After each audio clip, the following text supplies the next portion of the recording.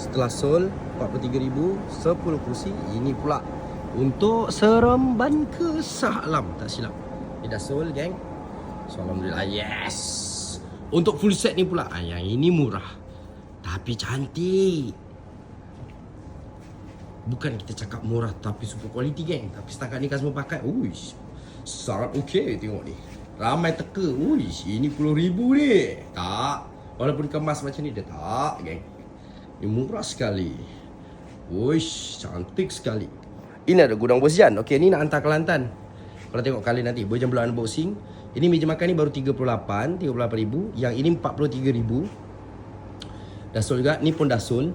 So nanti kita cuba try unboxing. Bos Jan nak ambil gambar, video biasalah, untuk sebelum delivery rumah customer. So yang ni lah, cantik kan color-color dia macam ni, pattern-pattern dia. So yang sold juga, kalau tengok color-color yang macam ni lah, tapi kena dengan finishing yang betul, baru dia ada sold, geng. Sama juga ni 38,000 ni dah sold juga.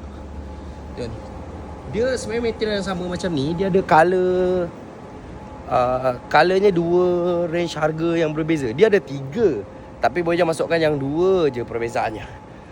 So Bos Jan tak sempat, geng, nak tunjuk satu-satu barang. Cuma tengah banyak sampai. Yang ini pun 24,000 pun sold. Ni full set. Dan ni kabinet 15,000 lebih sold. Ini sold. Ni untuk bulan 12 ni. Ni meja makan ni pun sold juga. Okay, contoh meja makan macam ni ada 3 spek. Yang paling rendah, yang sederhana dan super. So ni lah, kalang kabut sikit. Ni dia ada Chinese people. Ni meja makan ni kejap lagi Bos Jan unboxing dalam live. So semak lagi. Nak kena check satu-satu. Minta maaf, geng, Bos Jan tak dapat nak tunjuk satu-satu macam sebelum ni kan. Bos Jan dapat tunjuk satu-satu tu. Ya Allah. Tu sol, baru sol. Depan ni pun sol. Ini sol. Dulu, geng, tahu tak ceritanya 2020? Sol 2020. Pernah juga. Masa tu Bos Jan belum hype lagi lah. Orang belum, media belum kenal. Tapi orang walk in semua kenal. Kebanyakan yang datang lah. Bila tengok sol-sol ni, ya ke takkan Jati Selaju ni? Jawapan dia, ya.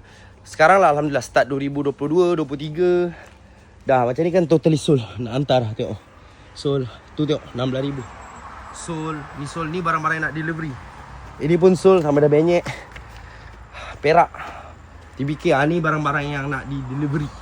Ya Allah ya Tuhanku banyaknya. Ni pun kemahnya dah penuh dengan barang sol lah ni. So ini adalah gudang Bos Jan. Ni lah yang Bos Jan nak tunjuk. Okey, warna biru ni sol 33,000 lebih. Yang meja makan ni 38,000. Ni tinggal nak hantar Kelantan.